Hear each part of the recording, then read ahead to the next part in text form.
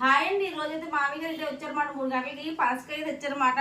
నేను పనసకాయ ఇంక ఈ సంవత్సరం అయితే ఇంకా వర్షాకాలం వచ్చేసింది. ఇంకా లాస్ట్ ఈ బాగా ఇవి కూడా సమ్మర్లో వస్తాయండి. తర్వాత అయితే ఇంక రావు. ఇంక ఇవి అయిపోయి ఇంక తిన్నానుకున్నమాట. ఈ సంవత్సరం అయితే ఇంకా ఎండ స్టార్ట్ అయ్యే కానీ మామయ్య గారికి అయితే వెళ్ళలేదండి పనసకాయ గట్ట తెచ్చుకోనాకి.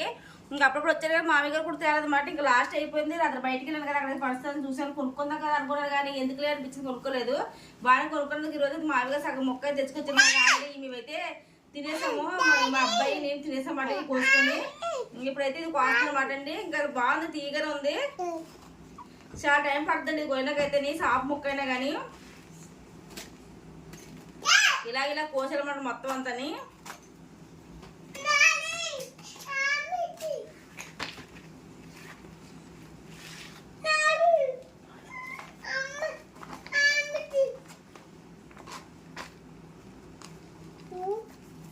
షాప్ కూడా పెద్ద ఏం బాగోలేదు.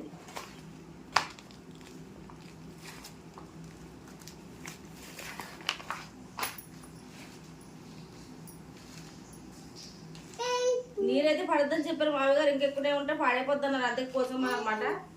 చూసే త్వర అయితే ఇలా వచ్చింది మొత్తం కొడితే చూపిస్తాను. Okay bye. పైన కష్టపడి ఎలాగైతే తొలలు అయితే తీసాను. అయితే పోయినాయండి, కుళ్ళిపోయినాయి మాట సగం మట్టుకు అయితే. ఇంక ఇవే దొరకదు, వచ్చేయండి చాలే మాకు ఇవైతే కనుకండి. ఇంకెక్కువ కూడా తినలేము కదా. పిక్కలైతే రేపైతే ఉడకబెట్టుకొని తింటాము, లేదంటే కనుక కూర వండుకోవచ్చు. పిక్కలు అయితే కనుకండి, పనస పిక్కలు అయితే టేస్ట్ అయితే పర్లేదు. మరీ తీయగా అయితే కొంచెం లైట్ గా చప్పకుంది. ఇంకా లాస్ట్ ఇవే కాయలు అయితే అయిపోయినాయి అన్నారు. ఇలా పొద్దున వరకు ఇలా పెట్టేసి దీంట్లో కుళ్ళిపోయినట్లు పిక్కలు ఉంటాయి కదా, తీసుకొని పక్కన పెట్టుకుంటాను. ఓకేనా, బాయ్ బాయ్. లైక్ చేయండి, షేర్ చేయండి, సబ్స్క్రైబ్ చేసుకోండి.